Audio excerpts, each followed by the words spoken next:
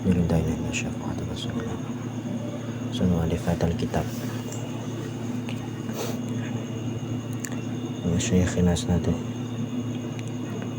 Allah kiajim syafa'at al-fatihah. Bismillahirrahmanirrahim. Alhamdulillahi rabbil alamin arrahmanirrahim iyyaka na'budu wa iyyaka nasta'in siratal mustaqim siratal ladzina an'amta 'alaihim ghairil maghdubi 'alaihim waladdallin. Bismillahirrahmanirrahim.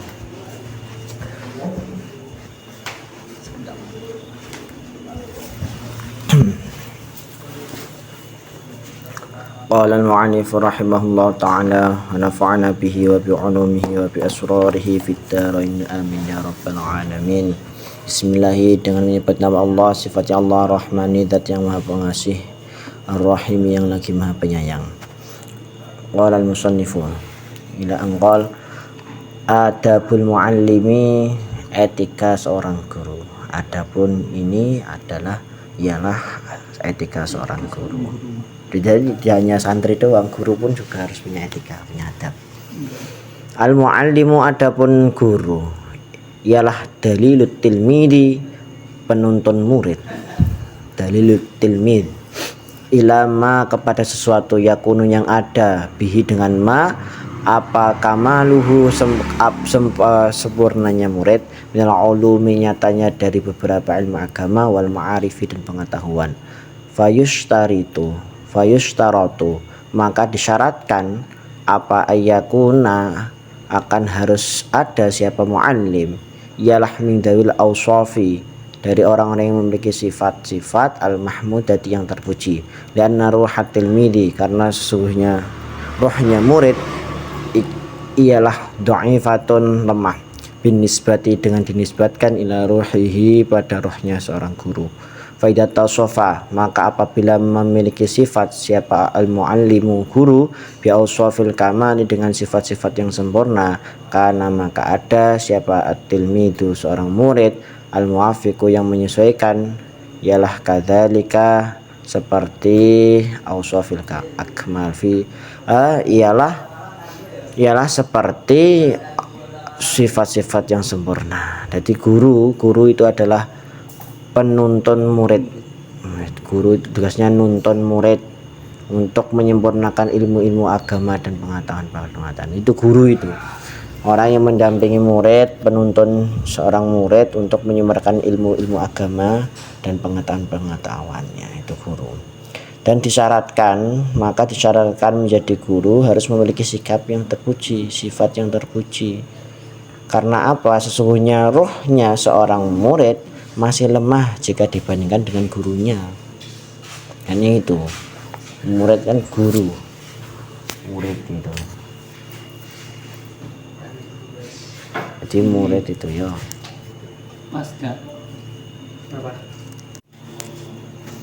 Maka disyaratkan seorang guru itu harus memiliki sifat-sifat yang terpuji. Karena apa? Rohnya murid itu masih lemah jika dibandingkan dengan gurunya. Apabila seorang guru tadi memiliki sifat yang sempurna, maka murid akan menyesuaikan dengan gurunya otomatis. Kalau gurunya baik, ya insya Allah muridnya akan baik juga. Makanya pepatah Jawa itu guru digugulan ditiru. Guru itu siapa? Digugulan ditiru, bisa dibuat contoh, bisa ditiru gitu. Guru itu seperti itu, paham ya? Lanjutnya itu wakafa. Lanjutnya apa? Faidan, maka oleh karena itu, la budda, tidak boleh tidak, wajib, tidak boleh tidak itu wajib, ayakuna, harus pada seorang muallim, ialah taqiyan, orang bertakwa, mutawaddian, ialah rendah hati, layyinal janibi, ialah lemah lembut, litamila, agar condong, apa, al-qulubu, beberapa hati, ilahi, kepada muallim, fayastafida, maka mengambil manfaat apa qulub minhu, dari muallim. Wa iyakuna, dan harus ada siapa muallim, ialah haliman, orang yang murah hatinya, waquran ialah orang yang berwibawa, liyuqtada supaya diikuti siapa bihi muallim, wa iyakuna dan harus ada siapa muallim ialah darahmatin ialah memiliki kasih sayang litalamidi kepada para murid, ialah syafiqun yang penuh kasih sayang alaihim terhadap talamid, lita'duma agar besar raghbatuhu cintanya mereka talamid fima di dalam sesuatu yulqihi yang menyampaikan siapa muallim kepada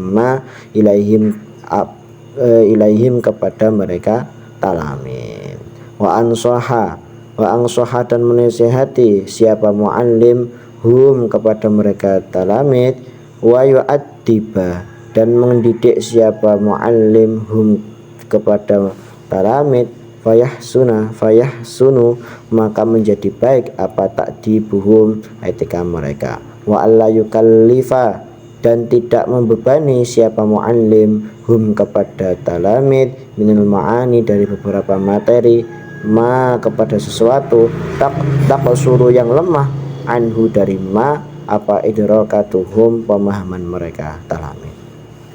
Dan oleh karena sebab itu maka seorang guru seharusnya memiliki sifat yang takwa. Jadi sifat-sifat terpuji itu guru harus memiliki ini takwa. Takwa kemarin apa? Menjalankan perintah-perintahkan Allah dan meninggalkan larangan Allah sirron wa alaniyah, dikala sendiri maupun terang-terangan kan gitu. Itu harus guru pertama takwa, terus kedua tawadhu, harus punya rendah hati, terus lemah lembut, rendah hati. Agar apa? Atau agar para muridnya itu simpatik kepada gurunya, semakin sayang kepada gurunya, semakin condong hatinya kepada gurunya, kan gitu. Sehingga murid itu bisa mengambil manfaat dari adanya gurunya itu tadi. Kan ya, kalau gurunya baik kan otomatis muridnya, wah, udah dibaikin terus sama guruku, aku harus baik kepada guru, aku harus manut lah, kan gitu. Seorang guru juga harus punya sifat sabar,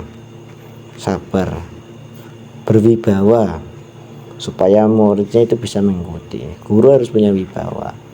Terus di samping itu seorang guru harus mempunyai rasa kasih sayang pada murid agar mereka itu menyukai apa yang diajarkan. Tujuan kita itu gitu, ketika kita ngajar, tujuan kita itu nyenengin anak itu bukan karena buat seneng kepada kita, tapi buat bisa seneng dengan apa yang kita ajarkan, kan gitu.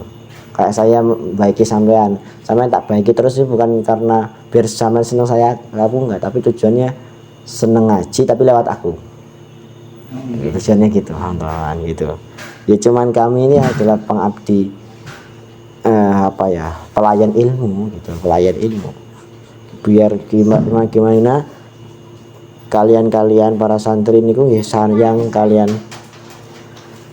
suka dengan ilmu melalui kami, kan gitu, melalui tenaga pengajar gitu. Bukan biar senang sama kami kayak gitu, sampean tak ajak senang kepada Quran melalui senang saya, kan gitu. Bukan senang sayanya, tujuannya senang Qurannya, kayak gitu, kan gitu ya. Jadi biar suka. Jadi seorang santri itu biar suka apa yang diajarkannya tadi, tujuannya itu tadi. Dan seorang guru harus selalu menasihati dan mendidik para murid agar etikanya itu menjadi yang baik. Jadi nggak cuman diajarin tentang ilmu, tapi juga diajarin tentang etika, tentang adab akhlaknya itu sampai menjadi baik, kan gitu. Dan seorang guru pun, yaitu adab seorang guru itu harus didik itu tadi, nggak cuman ngajar tapi didik. Ngajar gini. Kalau didik itu kalau salah jangan gitu. Ini kurang pas, ini gini. Nah gitu. Guru harus juga gitu, harus didik, nggak cuman ngajar doang. Harus didik. Oh ini anaknya malesan, nanti terus disemangatin. Oh ini anaknya lagi gini, lagi galau, terus dihibur. Ini anaknya lagi gini, jadi segitu tugasnya guru itu. Mainnya itu perasaan, nggak cuman ketemu gini udah enggak gitu, tapi habis ini gimana ini, kamu tetap terus apa enggak, ini tetap belajar apa enggak, ini dipikirin sama guru itu seperti itu. Apalagi sama kiai-kiai kita juga gitu, perhatian banget.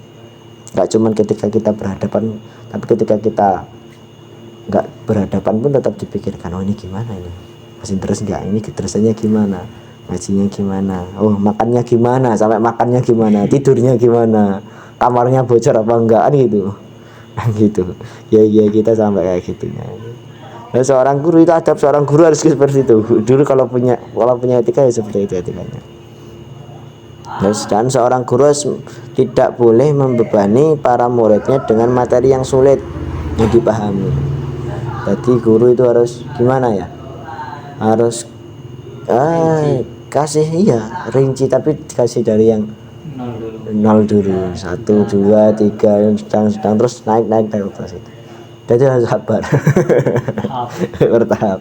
Ya pengennya guru udah ngaji yang langsung besar aja, langsung kitab-kitab besar. Oh enggak, harus dulu gitu. Karena itu ya biar terasah duluan gitu. Jadi enggak seorang guru enggak, ketika guru ngajarin apa-apa yang sulit bagi santrinya ya kurang etika. Kalau etikanya guru itu harus ngajarin apa yang mudah dulu, mudah, ngetar dinaikin lagi tingkatannya, tingkatin lagi. Anak-anak kecil ya diajarin panjang pendek dulu. Yang penting panjang pendek. Jangan kamu ajarin mat jaiz, mat lazim, mat tabi, mat lazim, khimim khafaf. Kasihan. Kasih yang ringan-ringan dulu. Ringan-ringan dulu udah dikasih gunnah musyaddadah. Terus baru ilham bila guna, terus baru apa-apa yang sulit itu akan gitu, sesuai dengan itu adab seorang guru ya. Terus selanjutnya adab etika seorang santri, adabul muallimi, etika seorang murid. Adapun ini ialah beberapa etika seorang murid. Ilmu ta'allimi ialah bagi murid. Adapun adab fi nafsihi kepada dirinya muta'allim, wa adabun dan adab ma'a ustadhi bersama gurunya muta'allim, wa adabun dan adab ma'a ikhwanihi berserta saudaranya muta'allim. Kalau mu'allim itu guru, muta'allim itu santri. Paham enggak? Mu'allim itu orang yang mengajarkan ilmu, muta'allim itu yang belajar ilmu. Kalau mu'allim itu seorang guru, muta'allim seorang pelajar. Bahasa Indonesianya gitu. Adapun bagi seorang murid itu beberapa etika, yaitu etika yang pertama etika santri kepada dirinya sendiri, etikanya santri kepada gurunya, dan etikanya santri bersama teman-temannya. Sekarang santri kepada dirinya sendiri, adabnya itu apa? Amma adabu, adapun adabnya seorang muta'allim, seorang santri fi nafsi kepada dirinya seorang santri, fakatsiratun mangka ialah banyak.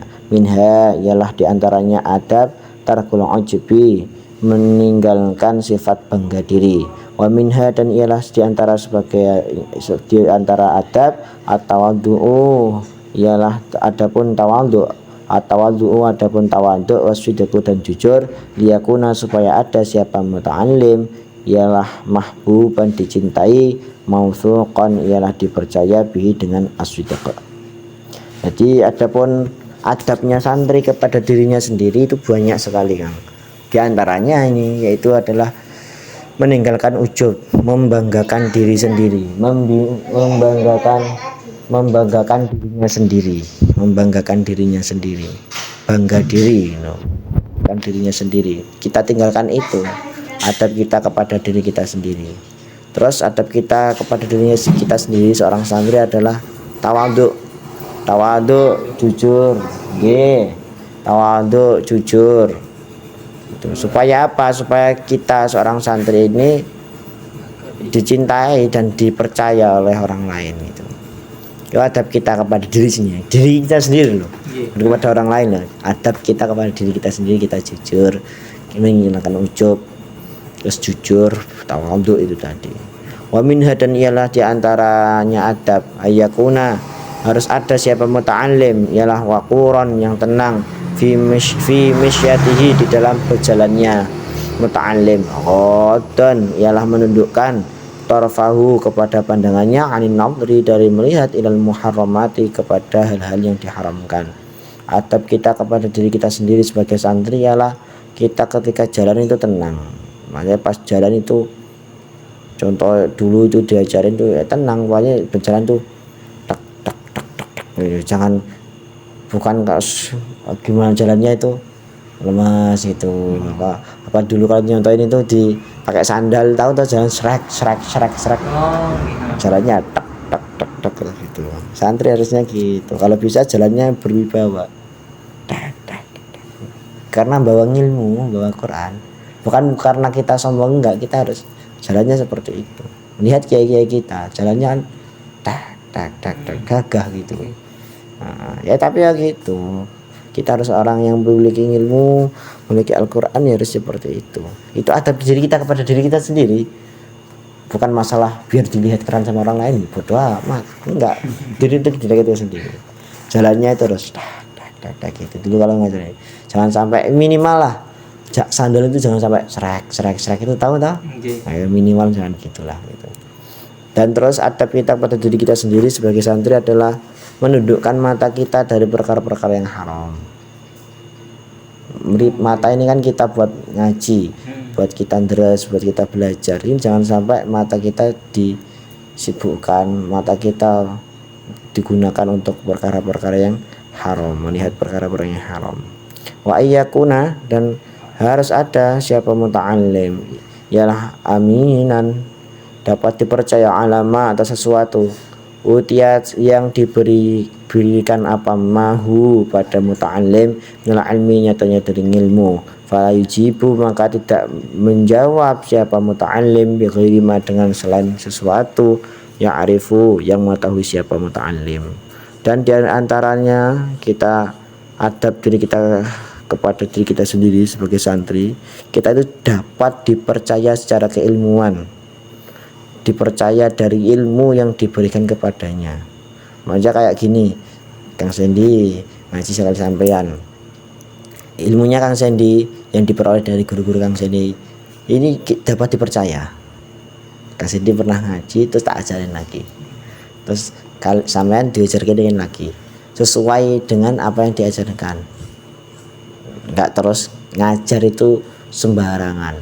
Makanya tradisi kita itu ada kitab. Kalau nggak ada kitab, ntar yang diobrolin itu ngawur kemana-mana. Jadi menurut saya nggak gitu. Kata ya ini, kata ya nggak gitu. Kalau urusan agama kita harus ada referensinya kayak gitu, ada rujukannya. Oh gitu. Harus dipercaya ilmunya gini. Kita bahas tentang etika guru, etika murid. Terus sabar itu apa? Definisi sabar itu apa? Definisi takwa itu apa? Kemarin kan gitu. Definisi akhlak itu apa? Kita kan nggak asal nyeplos kalau yang ngomong kan gitu. Yang kita omongin itu yang di kitab ini, Taisirul Akhlak ini. Kita harus bisa dapat dipercaya dalam urusan keilmuan kita.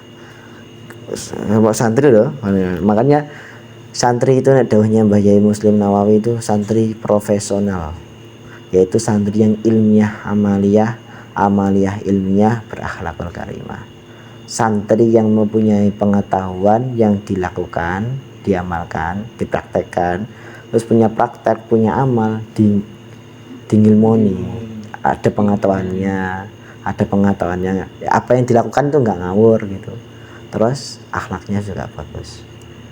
Itu santri profesional gitu, punya ilmu diamalin, punya amal diilmoni, terus akhlaknya yang bagus.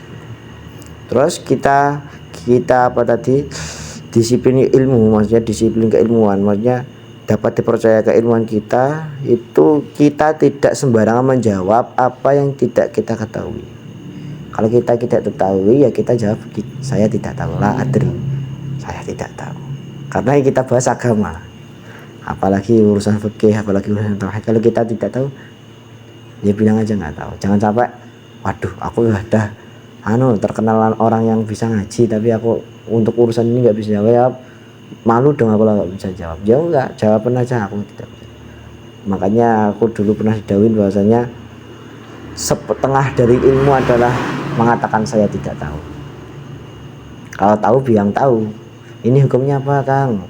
Kalau kaki saya kena tai cecak ini gimana, oh itu najis, najisnya mutawasitoh, cara bersihinnya najisnya dihilangin dulu, ainiyahnya dihilangin dulu, terus ketika sudah jadi najis apa hukmiyah baru disiram air 1 kali gitu. Nah kita kalau tahu ya kita jawab gitu, tapi ini apa, ini hukumnya apa, waduh aku belum tahu. Kamu santri belum tahu ya, nggak apa-apa, daripada sesat menyesatkan kita sok tahu di situ. Ya tahu. Nah itu adab kita kepada diri kita seperti itu. Makanya kalau belum tahu ya jawab kalau mau ngertos, la adri, saya tidak tahu, saya belum tahu, kan gitu.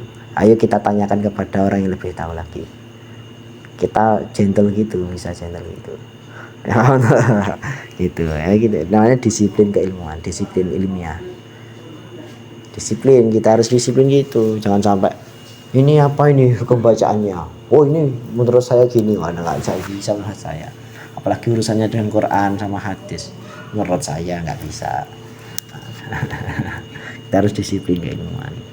Terus selanjutnya itu ya, itu adab diri kita sebagai santri kepada diri kita sendiri.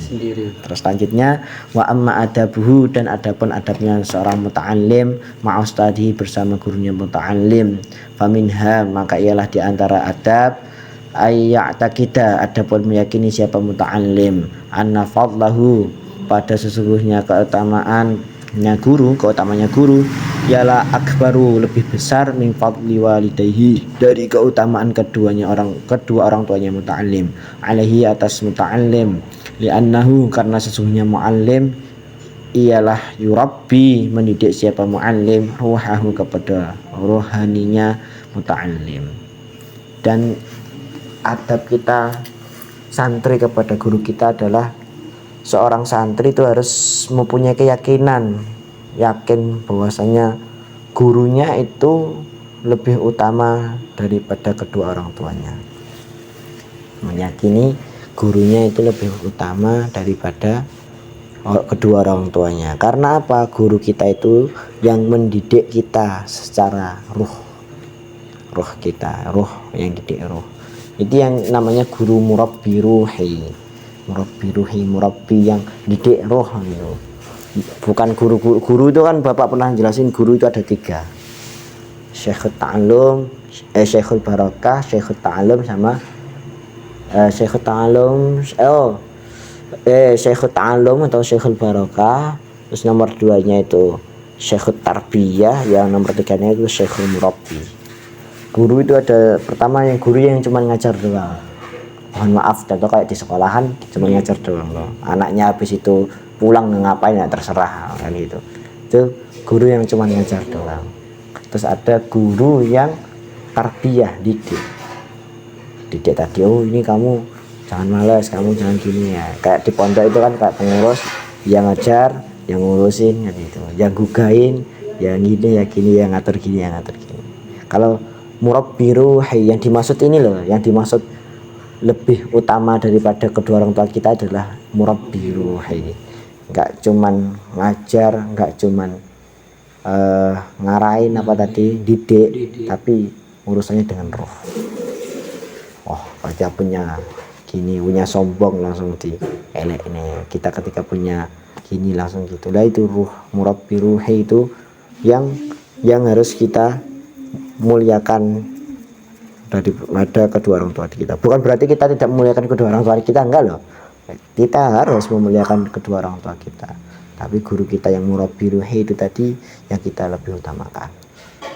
Tanpa menyakiti kedua orang tua, tetap kita nggak boleh nyakitin kedua orang tua.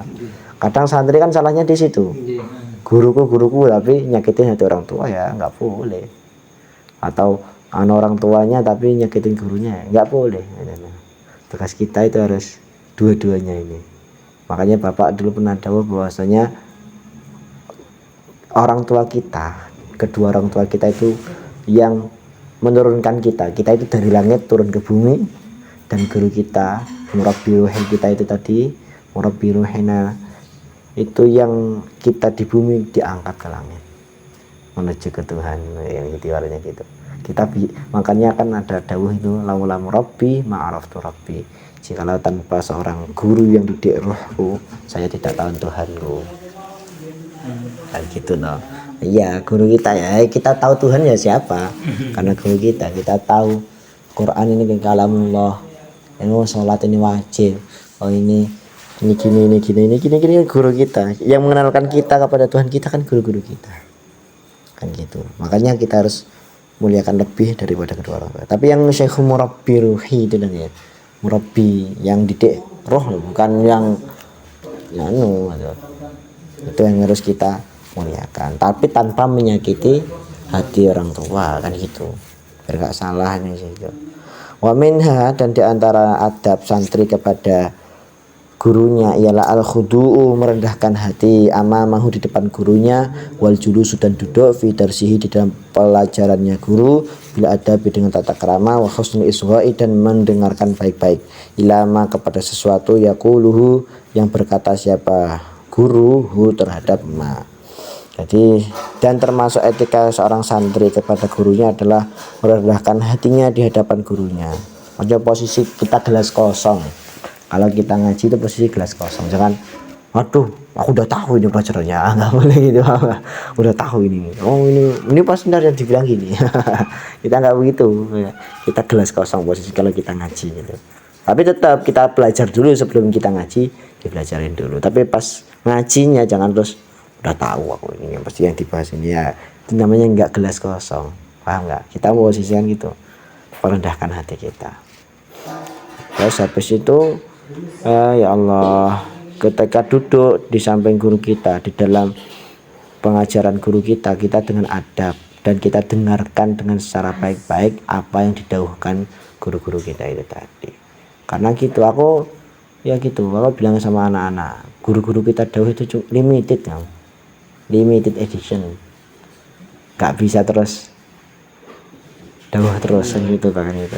Ya saya gini nih, saya limited edition, belum tahu tahun besok masih bisa tak bilangin gini kamu kan gitu, limited gitu loh kan gitu.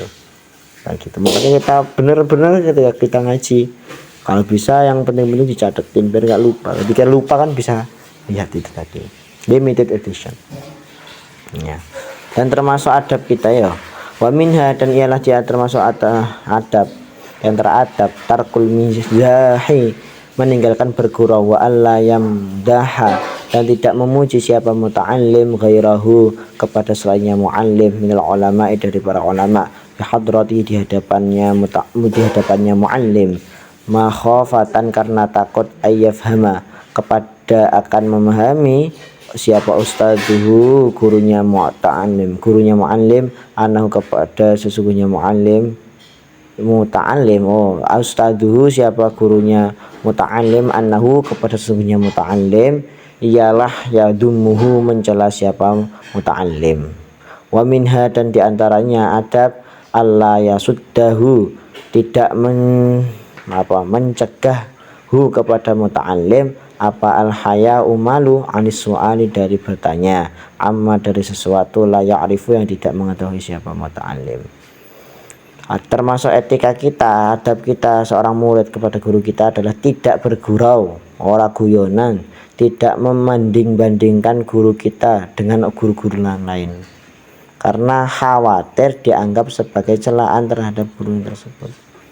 Kita sowan kepada Mbah Yai, pasokan kepada Mbah Yai, ngapunten nih Mbah Yai ini kok ngeten loh, lah ini nggak boleh, paham nggak? Nah, itu takutnya beliau tersinggung kan gitu, tersinggung terus dikiranya kita menjelekkan beliau, gitu nggak boleh, menghindari ketersinggungan guru-guru kita tersinggung gitu. Dan di antara termasuk adab kita itu adalah tidak malu bertanya. Adab kita kepada guru kita itu dia tidak mau bertanya.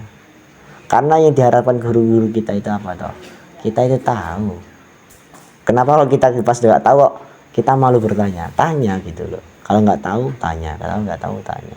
Tapi maksudnya posisinya sudah dipelajarin dulu, sudah disinau dulu. Ntar kalau nggak bisa baru tanya. Bukan berarti terus nggak belajar, pokoknya terus ya nggak boleh. Ya maksudnya udah belajar kok masih bingung Kang, ini Kang gimana Kang? Tanya nggak apa-apa. Karena yang aku harapkan itu kamu tahu, kamu paham. Yang diharapkan kan itu, kan gitu. Kayak gitu. Ada kalau nggak tahu tanya. Terakhir ini ada nggak? Kok nggak ada di sini?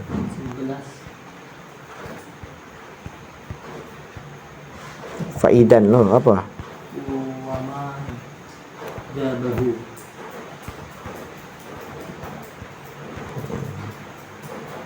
Wa amma adabuhu ma'a ikhwanihi. Adapun adabnya seorang santri ma'a ikhwanihi bersama saudaranya atau temannya muta'allim, wa minha maka ialah diantaranya adab ihtiramuhum, adapun menghormati ikhwan, wa tarku ihtiqari wahidin, dan meninggalkan meremehkan seseorang minhum dari ikhwan, wa tarakul isti'la'i, dan meninggalkan sombong alaihim kepada ikhwan, wa minha, dan ialah diantaranya adab alla yaskhara, adapun tidak mengejek siapa muta'alim bibabti ilfahmi, sebab lambatnya pemahaman minhum dari mereka ikhwan, wala yafrahu, dan tidak bergembira siapa muta'alim idza wabbakha, ketika memarahi siapa ustadu guru ba'dul qasirina, kepada sebagian yang terbatas pemahamannya, fa inna dzalika, maka sesungguhnya seperti itu, gembira itu tadi, asbabul bughdi, ialah sebab kebencian, wal adawati, dan permusuhan.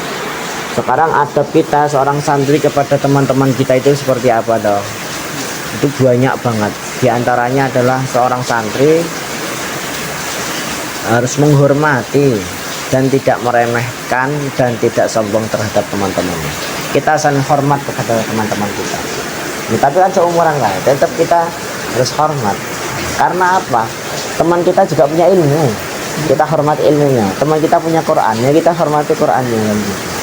Ya gitu, kita hormati teman-teman kita. Makanya kita diajarin kalau manggil siapa kang, manggil mbak kan gitu, biar kulino hormat gitu, kang mbak gitu, biar hormat apa toh, hormat ilmu, hormat Qurannya, kita hormat Qurannya.